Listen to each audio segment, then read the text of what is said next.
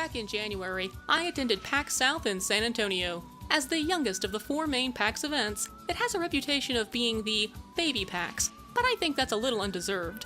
PAX South 2017 was the first convention in which the general public could try out the Switch, and other big publishers often bring their latest and greatest too.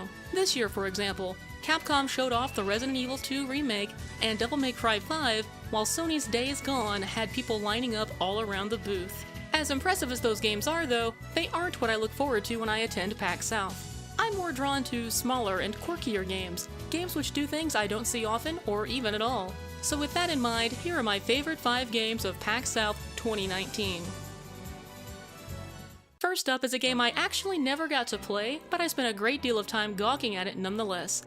Bee Simulator is an adventure game in which you, well, do bee stuff. Explore the world, gather pollen, and protect your territory while gorging your eyeballs on the luscious scenery in a video game this side of Okami. Believe it or not, this game has a story too. The art used in the motion graphic cutscenes reminds me of vintage Golden Book illustrations. They're hyper-detailed and vaguely haunting. Bee Simulator releases later this year for all major platforms. Thankfully, I did get to play this next game because it's just so cute. What Caddo Roboto lacks in innovation, it makes up for in sweetness and style. When a crash landing renders a scientist immobile on a hostile planet, it's up to his faithful kitty to suit up and save the day.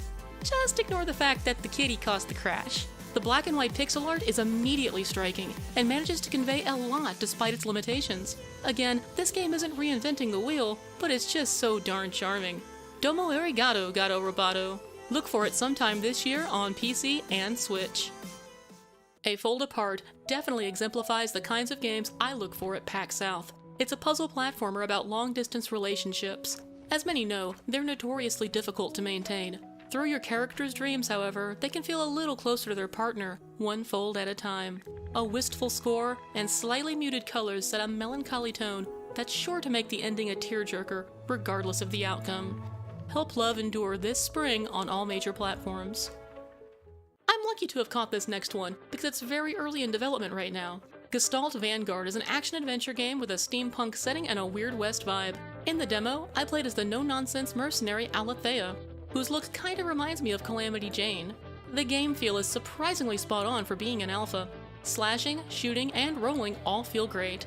As there is currently no trailer yet for this game, everything you see here comes from the developer's Twitter, so be sure to follow it if it looks up your alley.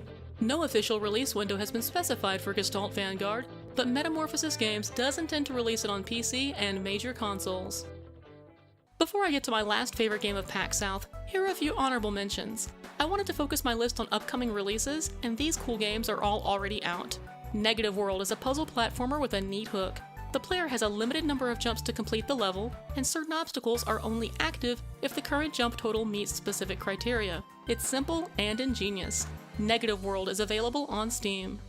Shadow Archer is an arcade action game where the sole goal is to get a high score. In fact, the devs held a contest. The first to 100,000 points would win an SNES Classic. I didn't win, but I think I had the highest score by the end of the show. I'll have to ask the devs about that at Classic Game Fest this year. Shadow Archer is available on Wii U through the eShop, and at $3, it's a steal.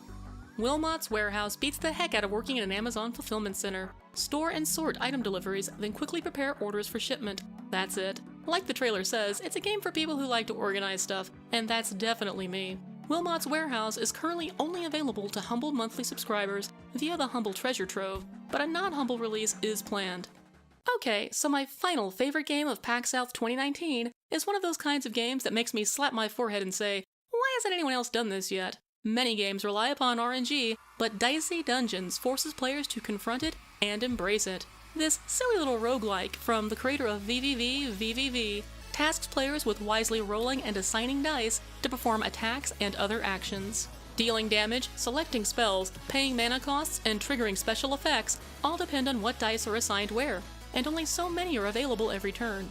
For a game so dependent on dice rolls, it boasts a surprising amount of player agency, thanks to having 4 classes to choose from and a variety of gear to collect in dungeons. Throw in some goofy art and a thumpin' soundtrack and you've got a game which could become popular with some streamers. Dicey Dungeons is currently in paid alpha, but earlier versions can be played for free. Alternatively, you can wait until the game officially releases on Steam and other digital storefronts sometime soon. So those were my favorite games from PAX South 2019. They certainly weren't the biggest ones at the show, but they're the kind of games which keep me coming back every year. And if I manage to help even a single person discover something new and cool with this video, then that makes my taking the time to check them out all the more worthwhile. So, are you looking forward to playing any of these games? Or was there something else you enjoyed at PAX South this year that you would recommend? Let me know. See you soon.